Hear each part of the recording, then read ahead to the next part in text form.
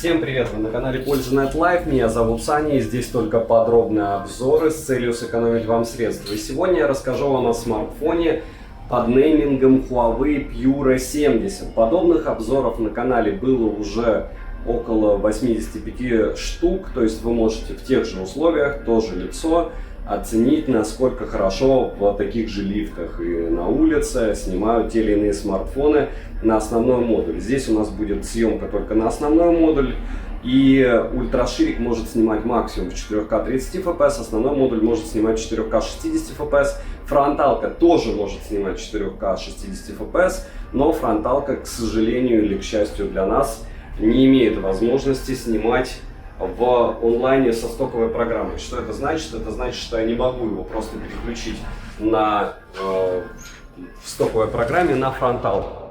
Если говорить про смарт, первое, не забываем подписаться на канал с колоколом, написать в комментах, чтобы еще купить на обзор. И, разумеется, что вы еще не должны забыть сделать, это подписаться на телеграм-канал скидок, хотя что произошло с курсом вы видите, я думаю, прекрасно. И я не буду комментировать, но, скорее всего, курс доллара относительно рубля будет выше, а рубль будет чуть-чуть ниже, и по этой причине скидки в телеграм-канале скидок, на который я советую вам подписаться, будут очень сильно отличаться от того, что были 2 недели назад. Но мы это откинем. Основной обзор на канале Польза.нет уже есть на этот смартфон, уже есть его прожарка больше 2 часов на канале Польза стримы. И сейчас, если вы фанат Huawei, если у вас на руках Huawei P60 Pro, для примера, я вам сразу говорю, что у вас смартфон лучше, чем линейка Pure 70, хотя бы по процессору, и вам нечего смотреть на эту новую линейку, потому что для вас это будет шаг назад. Вот, для тех, кто, я не знаю, по какой причине рассматривает эту линейку, потому что, наверное, насмотрелись рекламы, Huawei очень хорошо вложились в этот раз, собрали всех, кто может их пропиарить, с безумной радостью в глазах отвезли в Китай, раздали телефоны, раздали ящики, не знаю, там с фантиками, еще с чем-то. И все благополучно забыли про то, что существует техноблогинг как таковой для того, чтобы оценивать железо и ПО. Что я имею в виду? Вот сейчас я вам, по идее, должен рассказывать про царский комплект с чехлом, помимо этого 66-ваттной зарядкой. 60-ваттной зарядкой. Помимо этого здесь есть еще там Kunlun, это версии 2 стекло, которым вы можете а-ля гвозди забивать, защита от влаги IP68. Но проблема маленькая в том для Huawei и меня с вами в том, что это уже было. И это уже было, я как человек, у которого был P20 Pro Huawei и P40 Pro, и отходил я с ними суммарно больше 3 лет, с этими 2 смартфонами, я снимал на них обзоры. Могу вам сказать, что это те же тапки, только в профиль, только со старым железом. Я сейчас вам объясню свою мысль. Вне зависимости от того, что здесь там плотность пикселей 440 ppi, помимо этого еще и шикарная яркость в 1000 люксов. Но он, вот сейчас максимум я вам покажу зум. Переключились. X15. Он снимает хорошо, когда ты не сравниваешь. То есть вот сейчас я для вас снимаю на Huawei P70 обзор одним кадром себя. Чтобы вы не строили лишних иллюзий, я не сравниваю Huawei с Honor. Почему? Потому что это одна контора. Когда вам, как это называется, лить покупателя. Когда льют покупателя с Huawei на Honor или с Honor на Huawei, это одно и то же. Ну, то есть, проще говоря, они перекидывают так же, как если бы я сравнивал Realme и Oppo, или Oppo и OnePlus, или ну, это одна контора, они при любом раскладе выигрывают. Поэтому его я сравнивал с iPhone 13 Pro Max, и как мне написали, iPhone 13 Pro Max стоит также 100 тысяч.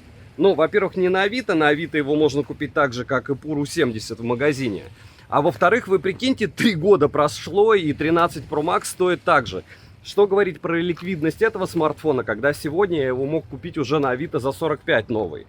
Как мне написали, это с маркетплейсов продают, люди покупают. Но чего-то как-то они с маркетплейсов не продают айфоны на 25-30 тысяч дешевле после старта продаж, а продают Huawei на 25-30 тысяч дешевле. Но у нас не обзор хейт, я еще раз, миллиардный просто для всех обзоров. Повторяю, что я фанат Huawei, у них лучшие шнурки, наушники. у них лучшие аксессуары, наушники, часы лучше, у них лучшие ноутбуки по соотношению цена-качество на всяких распродажах на Алишке и не только, там в районе полтинника. У них просто цвет, блеск, красота, планшеты, даже пусть с костылями, с этим плеймаркетом. Вот, но этот смартфон, это, мне кажется, больше похоже на, давайте-ка, ну, прямым текстом, то есть люди такие сели, такие, у нас есть... В общем, это первый обзор одним кадром, который будет склеен из двух роликов по той причине, что Huawei просто отрубил у меня съемку на 5 минут 30 секунд. Такого за 85 роликов, которые были одним кадром сделаны мной в данных условиях, не было никогда. Я уже рассказывал очень много всего, пока ходил, но в целом я в шоке. То есть вы сейчас видите склеенный ролик, потому что Смарт вырубился на 5 минут 30 секунд. Он сказал: друг, я с тобой не дружу. Я тогда кратко подведу итоги, потому что я минут 10 ходил и рассказывал, но в итоге Смарт просто не снимал. Что такое Huawei P70? Вообще линейка Huawei Pure. Всем привет, вы на канале Польза.нет Live, меня зовут Саня, и здесь только подробные обзоры с целью сэкономить вам средства. И обычно я провожу обзор с началом в лифте, вы можете посмотреть все обзоры на канале. Я уже начинал на этот смартфон, это Huawei P70 Pure 70, правильно, в лифте, но он через 5 с лишним минут перегрелся. Почему? Я уже выяснил, он перегревается от работы оптостаба. То есть, когда у него работает стабилизатор, если его не ставить на штатив, он перегревается. Но 12 минут вот в таких вот неприятных условиях он у меня отснимал, и я сделал опять же выводы, что нужно с ним стараться быть в теньке. И это нежное устройство, которое не способно снимать, так же как 85 смартфонов до этого. Обзоры одним кадром я делал на них раньше. То есть у меня было уже 85 обзоров примерно в таком же формате. Единственное, они начинались в лифте. Я постараюсь закончить в лифте. Здесь я чуть-чуть с вами пройдусь, расскажу вам то, что думаю об этом смартфоне. И варан, смотрите, большой. 5 секунд. Вот так сможете снимать оперативненько всякую живность. Вон он, ползает. Но не об этом рассказ. Рассказ о том, что меня зовут Саня, канал Польза.нет основной. Там уже есть обзор полноценный на Huawei P70. Pure 70. Я обязательно буду перепроверять постоянно камеру, потому что в прошлый раз она у меня вырубилась через 5 минут 30 секунд. Буду стараться идти плавно, чтобы стабилизатор не переутруждался и не ел слишком много энергии. Смартфон, разумеется, перегрелся после 12 минут использования и съемки на солнце, когда он стоял на штативе. Когда я его остановил съемку, он отключил камеру, сказал мне сначала, что только в 1080p может снимать, я ее врубил, и потом он ее сбросил. Но это просто результаты тестов, вам не стоит об этом заморачиваться. Почему? Потому что у меня есть полноценный обзор, и есть уже обзор прожарка на канале Польза Стрим. Ну что, получился в итоге недообзор одним кадром. Мне придется склеивать это видео, и вы сейчас увидите еще потом куски того, что я говорил уже, или может быть перед этой записью. Это фронталка 4К 60 FPS. Смарт не способен снимать на улице. Мы сделаем предположение, что Китай находится в широтах, там же, где я жил, получается, 12 лет на Ринмар или 9 лет на Чегорскую область. И они все делают для того, чтобы у вас были устройства максимально адаптированные к супер холодным дням. И смартфон вас грел и мог снимать только в холоде. Если говорить про итог, вот смотрите, линейка P волшебная за ее ценники. Ликвидность линейки P60, ликвидность линейки P70 никакая. Железо старое, программное обеспечение старое, автономность нулевая, разряжается он на ура, способность переживать какие-то там 10 минут съемки на улице при плюс 27-25 градусах отсутствует. Что нам говорит вот это вот все, то, о чем я рассказал. Первое, то, что я больше всего, наверное, убил времени на обзор смартфона, который я не рекомендую, я очень не люблю тратить много времени на то, что я не рекомендую. Вот, это раз. Два, вы можете его великолепным образом покупать, если вы фанат Huawei.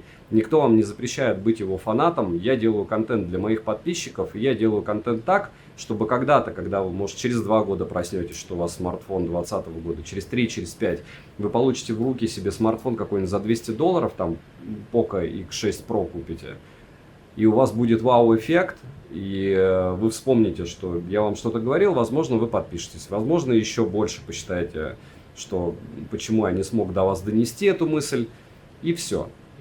Но повторяюсь, эти лута-боксы, которые они придумали, как я в ролике расписывал, вы заходите на сайт Huawei, и вы можете выиграть или часы, или наушники, или еще что-то там. Ну, то есть, проще говоря, ценник от 35 до чего-то. Лут-бокс, чистой воды, лут-бокс.